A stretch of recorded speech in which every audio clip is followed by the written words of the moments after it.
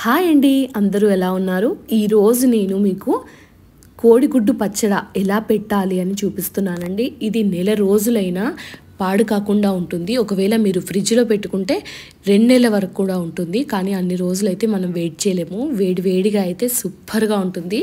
ఇలా వేడి వేడి అన్నంలో మంచిగా ముక్కలు కొద్దిగా పులుసు వేసుకొని తింటే సూపర్ టేస్ట్తో ఉంటుందన్నమాట. ఇది చాలా ఈజీగా మనం చేసేసుకోవచ్చు. దీన్ని ఎలా చేయాలని నేను చూపిస్తున్నాను. Welcome back to this is by Vandana YouTube channel. మీకు ఈ వీడియో ఖచ్చితంగా నచ్చుతుంది అని నేను ఆశిస్తున్నాను. ఈ కోడిగుడ్డు పచ్చడి కోసం నేనైతే ముందుగా 12 గుడ్లను తీసుకున్నానండి. గుడ్లను ముందుగా శుభ్రంగా కడుక్కోవాలి. కడిగి ఇలా పెట్టుకున్నాను. గుడ్లను డబుల్ బాయిలింగ్ చేయడం కోసం నేను ఇలా ముందుగా ఒక ఫ్రై ప్యాన్కి ఆయిల్ రాసి దీంట్లో గుడ్లు కొట్టి పోసుకున్నానండి. లాస్ట్ టైం నాకు జరిగిన బ్యాడ్ ఎక్స్పీరియన్స్ వల్ల ఈసారి ప్రతి గుడ్డుని తరోగా చెక్ చేయాల్సి వచ్చిందనమాట. ఇలా ఎగ్స్ అన్నీ అందులో బ్రేక్ చేసుకుంటూ వేసుకుంటున్నాను. పిల్లలకి చాలా ఇష్టం ఎగ్స్ బ్రేక్ చేయడము అని, అందుకని పిల్లలు కూడా 2-3 ఎగ్స్ బ్రేక్ చేశారండి. తర్వాత దీన్ని అంతా మంచిగా బీట్ చేసేసి దీన్ని డబుల్ బాయిల్ చేసేసుకోవచ్చు. కావాలనుకున్న వాళ్ళు కొద్దిగా సాల్ట్ వేసుకోవచ్చండి. నేనైతే వేసుకోలేదు, ఎందుకంటే పచ్చళ్ళలో ఉప్పు వేస్తాం కాబట్టి. ఇక్కడ కూడా మీరు ఉప్పు వేసేసారనుకో ఉప్పు ఎక్కువ అయిపోతుంది, ఉప్పీసం అవుతుంది అన్నమాట ముక్క.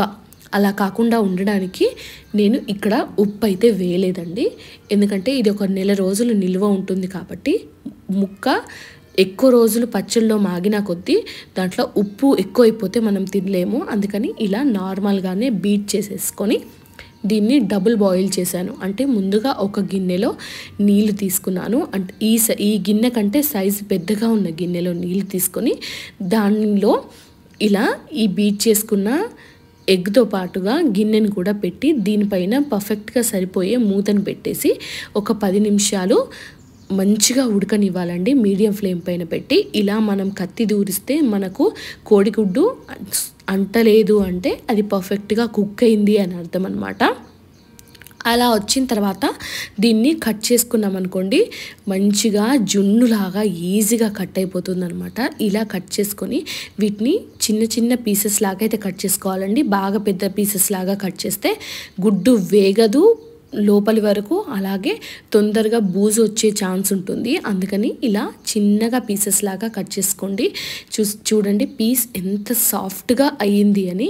ఇలా మనకు ఒత్తితే కరెక్ట్గా తెలిసిపోతుంది. చూసారా, పర్ఫెక్ట్ కన్సిస్టెన్సీలో ఇది అయితే ఉడికిపోయింది. ఇప్పుడు ఇవి వేగించడానికి ఒక వెడల్పాటు గిన్నెలో నేను 12 కోడిగుడ్లు తీసుకున్నాను కాబట్టి దీంట్లో వేయడానికి కొలత ప్రకారం అయితే 12 గుడ్లకు 1/2 కిలో నూనె అండి. నేను ఇప్పుడు దీంట్లో 1/2 కిలో నూనె వేసుకొని అది కాగేంత లోపల నేను 100 గ్రాముల వెల్లుల్లిని పొట్టు తీసి ఇలా దంచి దీన్ని కచ్చపచ్చగా చేసి ఒక గిన్నెలో పెట్టుకున్నానండి పోపు కోసం.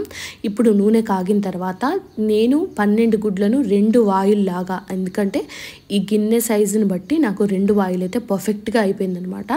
ఒకసారి మనము వేసిన తర్వాత ఇలా కదుపుతూ ఉంటే అది అన్ని వైపులా పర్ఫెక్ట్గా వేగిపోతుందనమాట. ఇలా 4 వైపులా వేగిన తర్వాత వీటిని పక్కన తీసి ఒక ప్లేట్లో పెట్టుకున్నాను. మిగిలిన వాటిని కూడా అన్నీ ఒక్కొక్కటిగా వేసుకొని అన్ని వైపులా పర్ఫెక్ట్గా వేగేలాగా చూసుకుంటే మనకు ఈ కోడిగుడ్డు అయితే రెడీ అయిపోతుందన్నమాట. ముక్కలు చాలా బాగుంటాయి ఇలా ఫ్రై చేసుకుంటే. ఇలా నురుగ వస్తుందండి. నురుగ వస్తే మాత్రం ఏం భయపడవలసిన అవసరం లేదు. కోడిగుడ్డు వేయడం వల్ల ఇలా నురుగు వచ్చింది.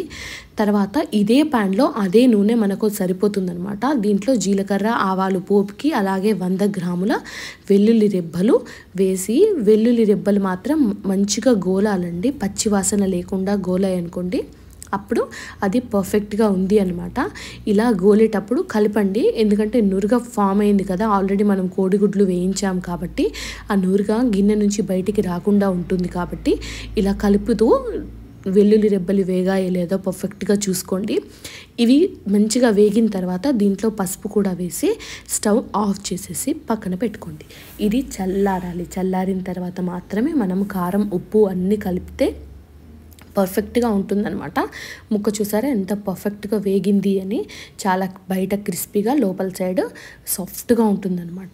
ఇప్పుడు 1/2 కిలో నూనె, 100 గ్రాముల వెల్లుల్లి గడ్డలకి నేను 100 గ్రాముల కారం వేసుకున్నామన్నమాట. అలాగే 50 గ్రాముల ఉప్పు వేసుకొని దీన్ని మంచిగా కలుపుకోవాలండి.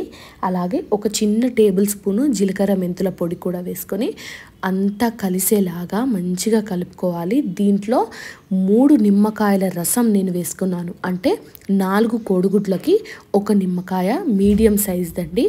మీరు పెద్ద నిమ్మకాయలు వేసుకుంటే 2.5 వేసుకోవచ్చు. చిన్నవైతే 4 లేదా 5 వేసుకొని వాటిని మంచిగా కలిపిన తర్వాత ముందుగా వేయించి పెట్టుకున్న కోడిగుడ్డు ముక్కల్ని కూడా ఇందులో వేసేసి అన్నిటినీ పర్ఫెక్ట్గా కలిసేలాగా తిప్పేసుకుంటూ కలుపుకోవాలండి.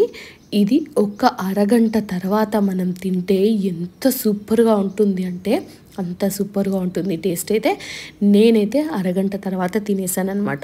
నా పిల్లలకి కోడిగుడ్డు పచ్చడి చాలా ఇష్టము. వాళ్ళకి ఏదైనా పప్పులో కానీ లేదంటే సాంబార్ లాంటి వంటకంలో ఇలా కోడిగుడ్డు పచ్చడి పెట్టుకొని నంచుకొని తింటే చాలా బాగుంటుంది. లేదా వేడి అన్నంలో కూడా సూపర్గా ఉంటుంది.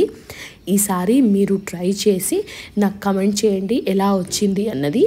వీడియో నచ్చితే ప్లీజ్ లైక్ చేయండి, షేర్ చేయండి, అలాగే సబ్స్క్రైబ్ చేసుకోండి. Thanks for watching.